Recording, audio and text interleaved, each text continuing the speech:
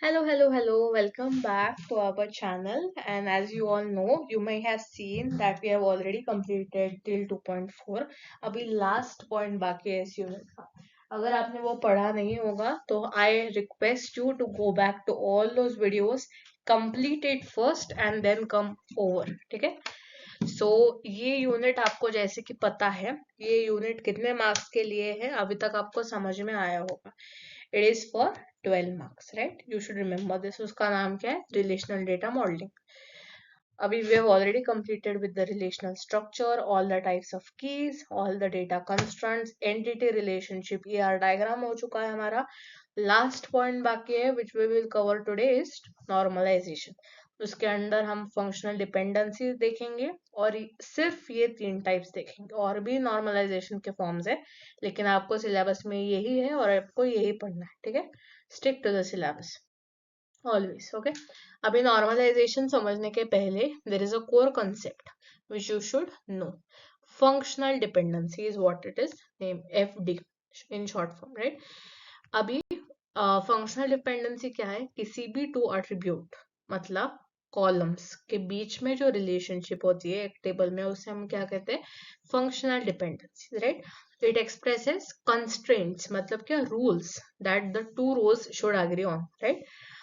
सो अगर दो रोज को सेम वैल्यू है x के लिए, देन उसको y के लिए भी सेम वैल्यू होनी चाहिए. ये हम आगे देखेंगे. ठीक है?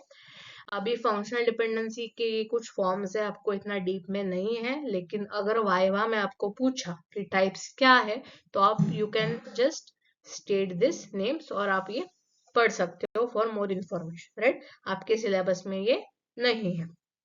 अभी नॉर्मलाइजेशन क्या है? एक लाइन में अगर आपको बताऊं, आपको समझाऊं कि नॉर्मलाइजेशन क्या है, तो it is basically organisation of data in your database. किसके लिए?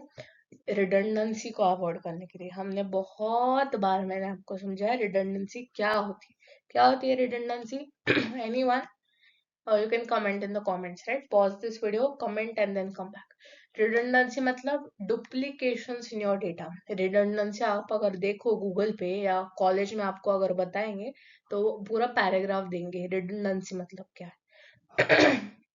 लेकिन इन सिंपल टर्म्स रिडंडेंसी मतलब क्या? Duplications in your data. Insertion, update, deletion, anomaly. Anomaly मतलब क्या? ऑपरेशंस.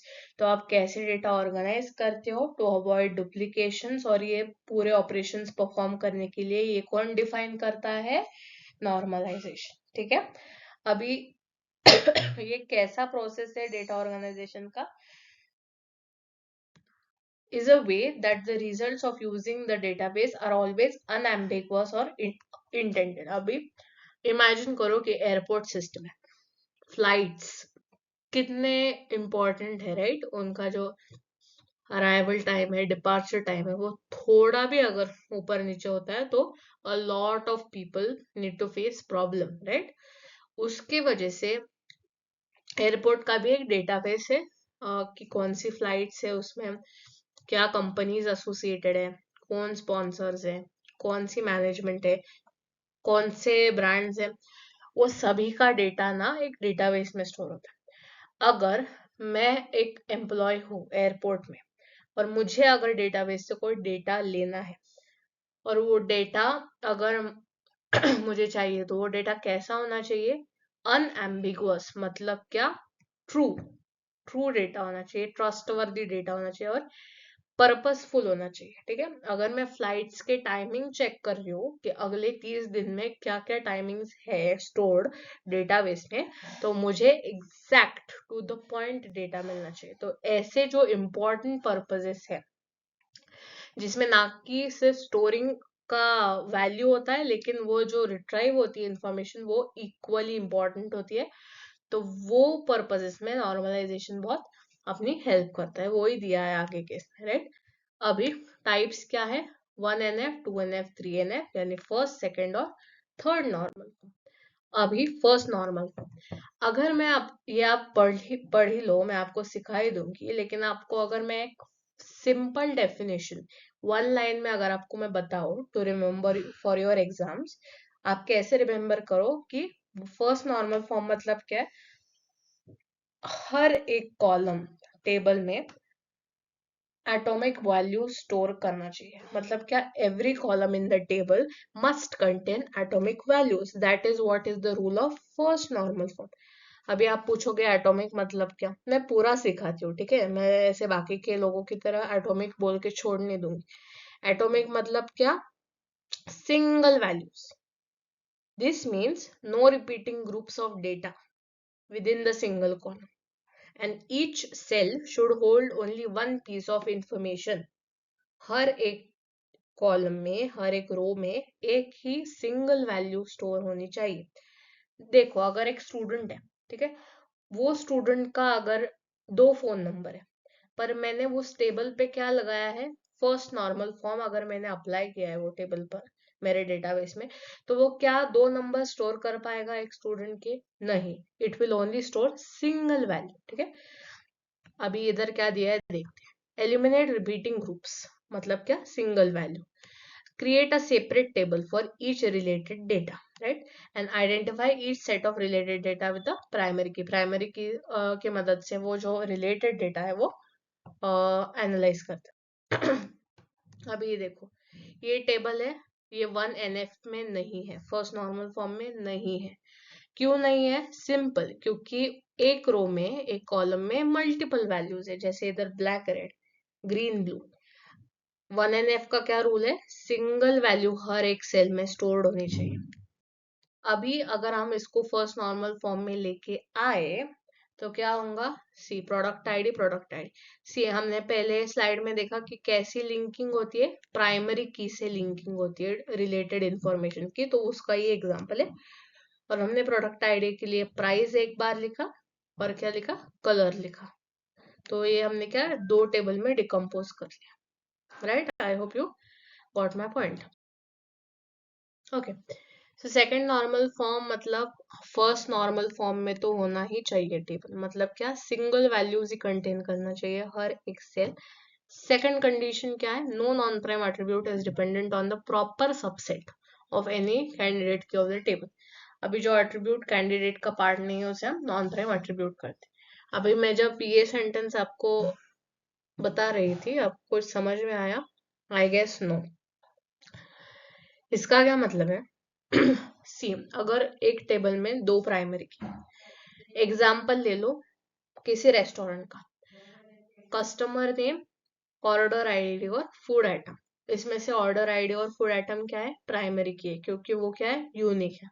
आईडी भी हर एक कस्टमर का यूनिक होगा और फूड आइटम भी हर एक यूनिक होगा। एक ही फूड आइटम 10 बार लिखेंगे क्या मेनू कार्ड में? Obviously not. अभी इधर क्या होगा, जो कस्टमर नेम है वो किस पर डिपेंडेंट है, फुल्ली ऑर्डर आईडी पर। is it any is it fully dependent on the food item primary key? No। तो इधर जो है ना, पार्शियल डिपेंडेंसी चलती ही नहीं। सो हमें क्या करना होगा, वो एक टेबल को, ऑर्डर आईडी, फूड आइटम और कस्टमर नेम को डिकम्पोज करना होगा। कैसे? एक टेबल बनेगा, ऑर्डर टेबल, जिसमें सिर्फ ऑर्डर आईडी और कस्टमर नेम होगा, मतलब फुल्ली डिपेंडेंसी होंगी। सेकंड क्या होगा, ऑर्डर आईडी का टेबल होगा जिसमें ऑर्डर आईडी और फूड आइटम सिर्फ होंगे, ठीक है। तो ये हम जब स्प्लिट करेंगे ऐसा, तो फुल्ली सिर्फ डिपेंडेंसी बचती है, there is no partial dependency. तो वो क्या होगा, सेकंड नॉर्मल फॉर्म होगा। ये मैंने बहुत इजीली समझाया, I hope you got my point, right? ये ऐसा टॉपिक है जिसको आपको स्टडी करना होगा। जब आप एक बार, दो बार, तीन बार करोगे तो you will get used to it, right? पहली बार में कौन सी भी चीज, हर एक चीज नहीं समझ में आती। You have to get over it, you have to practise it, right? You have to master it, then and then you can come again, right? अभी ये टेबल में देख लो, कस्टमर आईडी और स्टोर आईडी, इनके नाम से हमें पता चलता है कि ये दोनों क्या है, प्राइमरी कीज है, ठीक है। लेकिन लोकेशन क्या है, ये कोई, ये नॉर्मल एट्रीब्यूट, ठीक है, जो कि पार्ट है इस प्राइमरी की का। अभी हम इसको क्या करेंगे, 2NF में, सेकेंड NF में, सेकेंड नॉर्मल फॉर्म में कन्वर्ट करेंगे। तो क्या हो गया, एक टेबल कस्टमर आईडी और स्टोर आईडी का बन गया और एक टेबल स्टोर आईडी और लोकेशन का बन गया, राइट? ये दोनों में डायरेक्ट लिंक था, फुल डिपेंडेंसी थी, तो ये इन दोनों का एक टेबल बन गया। इन दोनों में डायरेक्ट फुल डिपेंडेंसी थी, इसका और इसका कोई रिलेशन नहीं था, तो इसका सेकेंड टेबल बन गया, राइट? ठीक है, अगर हम मैं सिंपल वर्ड्स में आपको बताऊं ना कि क्या है ये, इसमें 2NF में होना ही चाहिए, लेकिन ट्रांजिटिव फंक्शनल डिपेंडेंसी नहीं होनी चाहिए। मतलब ए के ऊपर कौन डिपेंडेंट है, बी, और बी के ऊपर सी डिपेंडेंट है, ये रिलेशन नहीं चलता थर्ड नॉर्मल फॉर्म में। अगर अगेन मैं आपको ऑर्डर के एग्जांपल से बताती हूँ, वो एक रियल लाइफ एग्जांपल है, आपको जल्दी समझ में आए। एक टेबल है फूड ऑर्डर का, जिसमें ऑर्डर आईडी, कस्टमर नेम और कस्टमर फोन नंबर, ये कॉलम है। अभी ये टेबल थर्ड नॉर्मल फॉर्म में नहीं। क्यों? क्योंकि इधर प्राइमरी क्या है, ऑर्डर आईडी। कस्टमर फोन किस पर डिपेंडेंट है, कस्टमर नेम पे। डायरेक्टली वो ऑर्डर आईडी पे डिपेंडेंट है क्या, नहीं। Order ID, customer name, customer phone, ये जो टेबल है ये किस में है, ट्रांजिटिव डिपेंडेंसी में। मतलब क्या, ए के ऊपर बी और बी के ऊपर सी डिपेंडेंट है, जो कि उधर मान्य नहीं है। ठीक है, आता आपण याला काय करू कि we will break it into third normal form. मतलब पहला टेबल क्या आएगा, ऑर्डर्स का, जिसमें ऑर्डर आईडी और कस्टमर नेम होगा।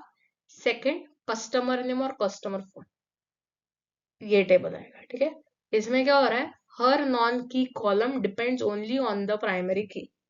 इसके लिए ये क्या है, थर्ड नॉर्मल फॉर्म। ठीक है, इन सिंपल वर्ड्स अगर मैं वन लाइन में आपको बता दूं, थर्ड नॉर्मल फॉर्म मतलब no non key column should depend on another non key column. ठीक है, okay, I hope you got my point. Now third normal form, ये टेबल जो है ये थर्ड नॉर्मल फॉर्म में नहीं है। अभी जब हम डिकम्पोज करेंगे तो क्या हो गया, book ID, genre ID and price आ गई, और दूसरे टेबल में जॉनरा आईडी, जॉनरा, जिसमें डायरेक्ट रिलेशन है, वो ही सिर्फ एग्जिस्ट करेगा एक टेबल पर। ठीक है, okay, so that was it for today's video, you guys. I hope you guys enjoyed it. If you guys liked it, all you have to do is like, share, comment and subscribe to the channel. Also share this video with your friends. Tell me in the comment section, kindly comment, okay? आप comment नहीं करते, लेकिन you should comment, you should tell your reviews, you should ask your doubts, most importantly, and we will get back to you from the third unit. We have successfully completed the second unit. So I hope you have understood so far, and thanks for watching.